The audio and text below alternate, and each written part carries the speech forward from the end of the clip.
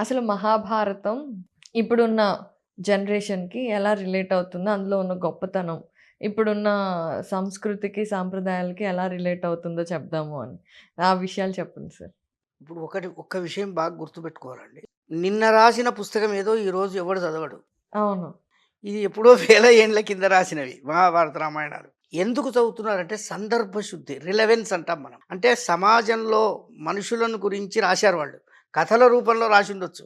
మానవ మనస్తత్వాలు, దుర్యోధనుడు ఎట్లాంటి వాడు, అట్లాంటి వాళ్ళు లోకంలో ఉంటారు. ఆ లోకంలో అట్లాంటి వాళ్ళు ఉన్నంత వరకు ఆ పుస్తకం ఉంటుంది. భారతంలో రామాయణం కానీ, భారతం కానీ, భాగవతం కానీ ఇవాల్టి వరకు కూడా సజీవంగా ఉన్నాయి అంటే ప్రజలను దృష్టిలో పెట్టుకుని మహాకవులు వాళ్ళు, అందుకని వాళ్ళను ఋషులు అన్నారు. ఋషి క్రాంతదర్శి అంటారు. అంటే భవిష్యత్తు చూడగలడు. భవిష్యత్తులో మానవ లోకానికి ఉపయోగపడేటట్లు. ఇప్పుడు భాగవతం ఉంది. భాగవతంలో ఎన్నో మానవ ధర్మాలు ఉన్నాయి. ఇప్పుడు మనకు అవసరమైనవి. చదువు ఉంది. హిరణ్యకశిపుడు ప్రహ్లాదుని పిలుస్తాడు, నువ్వు చదువుకోవాలరా అంటాడు. ఆ మాట రాస్తే అయిపోతుంది పోతన. కానీ అక్కడ ఏం రాశాడు?